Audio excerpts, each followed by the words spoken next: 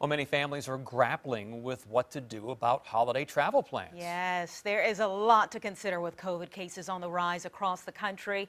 10 on your side, Stephanie Harris has what you need to know about traveling safely during a pandemic. Steph? Anita, time to travel or not to travel? That is the question causing stress, anxiety, and some tears for families as they approach the holidays. So how do you decide if you should go? What's the safest way to get there? Here's what I found out. If your holiday travel plans are still up in the air, you're not alone. We are on our way to Texas to see my dad. Lori Booz knows any kind of travel right now is a bit of a gamble. I know the COVID is happening, but we just felt like it was a risk we were willing to take. Assessing risk. At how much risk you want to take. That's exactly what District Health Director Dr. Demetria Lindsay says this is all about. First, I guess I should say the safest measure would be celebrating with your household members at home. If you do decide to travel, she says, consider these factors. What are the COVID case numbers in the areas you're traveling to and from? Who are you going to see? Is anyone at high risk for complications if they get the virus? And what happens if you get sick while you're away?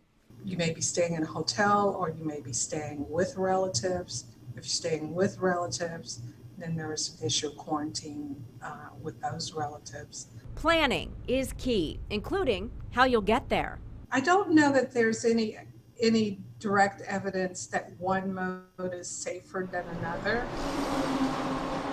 Driving in your own personal vehicle can give you more control over certain things like avoiding crowds, but driving, Dr. Lindsay says, comes with its own risk. You have to consider will you eat, use the restroom, and get gas in various towns with various levels of COVID activity. The commercial transportation industry has done a lot of work to try to ensure that safety measures are in place. Norfolk International Airport is one of those places.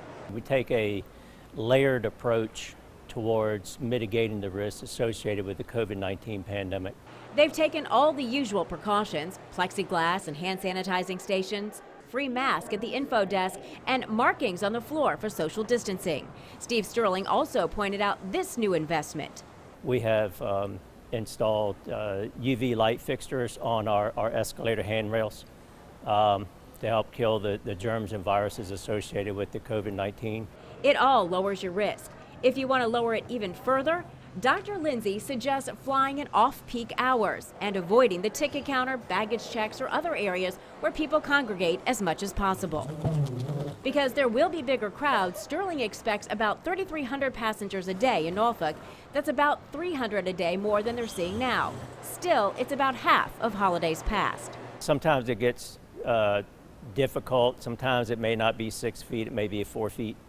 But we ask everybody to the best that they can to spread out. Just do the best you can, because holiday travel during COVID is like doing anything else during COVID. It's all on a wing and a prayer. I think you just have to go with your conviction and listen to the information and then just make the best choice you have to make.